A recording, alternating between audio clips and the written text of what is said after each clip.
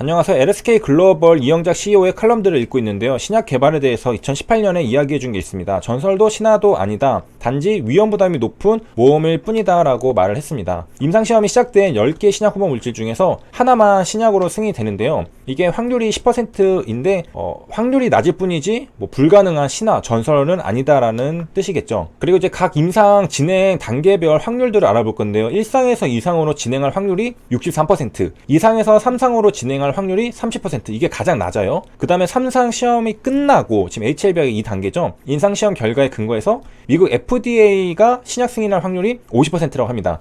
임상 3상까지 끝나고 나서는 좋은 데이터가 나온 회사도 있을 테고 안 좋은 데이터가 나온 회사도 있을 텐데 이거 다 토탈해서 계산한 거겠죠. 그래서 50% 확률로 승인 올 이제 좀 보충을 해서 와라, 이거는 이제 거절이죠. 이렇게 된다는 거고 2006년부터 15년까지 제출된 임상시험 자료를 분석을 한 거라고 합니다. 그리고 이것들을 전부 다 곱하면은 신약 이제 임상 1상부터 10판까지의 확률을 구할 수 있겠죠. 그래서 0.6 요거 2상에서 3상 가는 거, 3상 끝나고 10판 되는 거 다 곱하면은 9.6%가 나옵니다. 그래서 10%가 정도가 되고요. 이건 앞에 전임상 이런 것들은 다 디스커버리 단계는 뺀 거거든요. 디스커버리 단계까지 이제 고려를 한다면은 더 낮아집니다. 평균 1000개 물질 가운데 하나만 신약 후보 물질로 선택이 되거든요. 그럼 이건 일단 신약 그 성분 도출하는 것만 해도 지금 0.1%의 확률이 가지게 됩니다. 리보세라닙이라는 것도 이거를 이제 LI에서 한 거잖아요. 그런데 이걸 처음 발견하는 거는 엄청 이제 힘들다는 거죠. 1000개의 리보세라닙 같은 그런 물질들 중에서 하나를 선택한다는 거니까요. 그리고 이제 저번에 한번 다루긴 했지만은 좀 복습을 한번 해보면 10년 전 미국 보고된 신약 개발 통계에 따르면은 신약 개발을 하는 데까지 최소 12년이 걸린다고 합니다. 그래서 12년에서 한 15년 정도 걸린다고 하고요. 비용은 최소 1,300억 원이 든다고 합니다. 그래서 이제 과학적 타당성보다는 일단 이 회사가 못 버티고 망할 수가 있거든요. 자본력도 탄탄해야 되고 이 기간을 버텨야 되니까. 그래서 시장성에 의해 결정이 된다라고 되어 있습니다. 그리고 전임상 단계로 이제 들어가게 되는데 최소 3.5년이 소요가 된다고 하고요. 이거는 이제 인공지능이 도입이 되면서부터 전임상 전이죠. 디스커버리 단계 많이 단축될 걸로 이제 판단이 되고요. 그래서 전임상에서는 안정성이랑 약물을 얼마나 복용하면은 안전한지 그런 것들을 판단하게 됩니다. 그 다음에 이제 전임상 끝나면은 임상 1상 들어가 되잖아요. 이거를 정부에게서 승인을 받게 되는데 이때 또 3.5년이 걸린다고 합니다. 그리고 이때 비용은 72억 원 평균 들어간다고 하고 이제 편차는 좀 크다고요. 7억에서 최대 211억 원까지 들어간다고 합니다. 그 다음에는 이제 임상 시험을 하게 되는데 1상에서는 1년이 걸리고 비용은 165억, 2상에서는 2년이 걸리고 253억, 3상에서는 3년이 걸리고 957억 원 등의 최소 대략 1375억 비용이 든다고 합니다. 이건 평균이라고 하고요. 약물에 따라서 다 이제 소요시간 비용 차이가 크고, 그 다음에 임상시험 비용이 계속 증가하는 추세라고 저번에 말씀드렸었는데 더 커져가지고 요즘에는 2천억에서 3천억까지 든다고 합니다. 그리고 돈이 많이 드는 거는 1상, 2상, 3상으로 갈수록 돈이랑 시간이 더 많이 들죠. 그래서 3상까지 하고, 그다음 마지막이 이제 신약허가 단계인데요. 여기에는 평균 2.5년이 걸린다고 합니다. 그러니까 HLB가 지금 작년 9월쯤에, 작년 10월이라고 하면은 지금 이제 한 1년이 좀 안 됐거든요. 그래서 신약허가 심사까지 2.5년도 기다려야 될 수도 있고, 생각보다 이것도 시간이 오래 걸리죠. 평균 2.5년이라고 하니까. 그리고 이제 화이자 사례를 들어주는데 이거 보면은 비용이 진짜 어마어마합니다. 이게 1997년부터 2011년까지 15년이 걸렸는데 그때 신약 개발 비용으로 883조라고 합니다. 엄청나게 크죠? 그래서 하나 개발하는데 평균 6.4조 원이 들었고요. 그렇게 해가지고 139개의 신약을 개발했습니다. 엄청나게 많은 신약을 개발했죠. 보니까 이거 화이자 등이라고 했으니까 12개 제형 글로벌 제약사를 전부 다 합친 거라고 보면 되겠습니다. 저는 이거 하나인 줄 알고 깜짝 놀랐습니다. 12개 대형 글로벌 다 합친 거예요. 883조. 그리고 이제 많이 쓴 경우에는 신약 한 개당 13조 원을 또 쓰기도 한 회사가 있다고 합니다. 보면은 지금 그 6조 정도면 지금 HLB 시가총액이 5조거든요. 그래서 신약 하나가 나오려면은 HLB 시가총액만큼의 비용이 들어가야지 신약 하나가 나온다는 겁니다. 그리고 지금 세계시장 54% 장악한 것은 이제 미국, 유럽 이렇게 있다라고 하고, 뭐 이전에 베트남 호남 회장도 언급을 했지만은 한국은 임상시험 선진국으로 인식이 되고 있습니다. 바이오가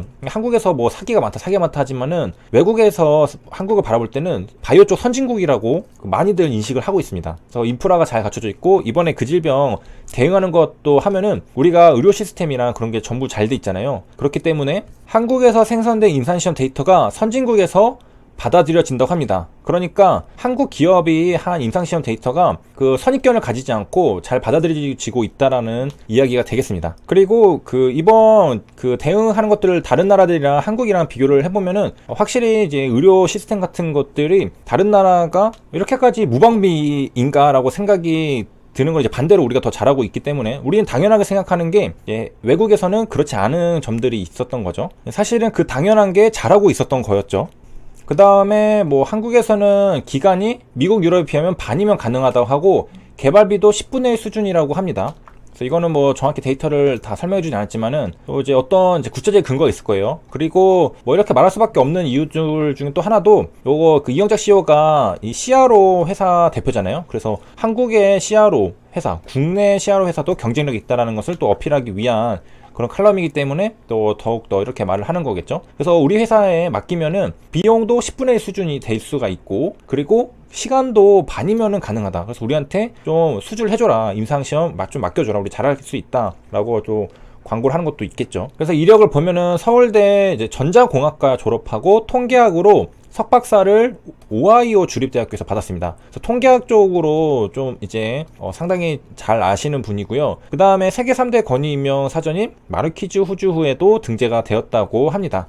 그리고 이제 최근에 치료법들이 좋아지고 신약들이 좋은 게 많이 나와서 2019년에 국내 평균 5년 생존율이 70%라고 합니다. 그러니까 한 10명 중에 7명은 5년 동안 생존을 하는 거예요. 그 다음에 이 생존율은 매년 0.5%포인트씩 증가를 하고 있다고 합니다. 이대로 추세를 타고 가면은 2030년에는 90%에 이른다고 합니다. 그래서 많은 학자들이 2030년이면은 거의 이제 정복은 된다라고 생각을 하는 기사를 제가 예전에 한번 다뤄드린 적이 있습니다. 그래서 이제 진단, 치료, 수술 이런 게 빠르게 발전을 하고 있고 50년 후에는 이게 만성질환 수준이 될 것이라고 전망한다고 합니다. 그래서 정밀 의료 덕분이라고 하고요.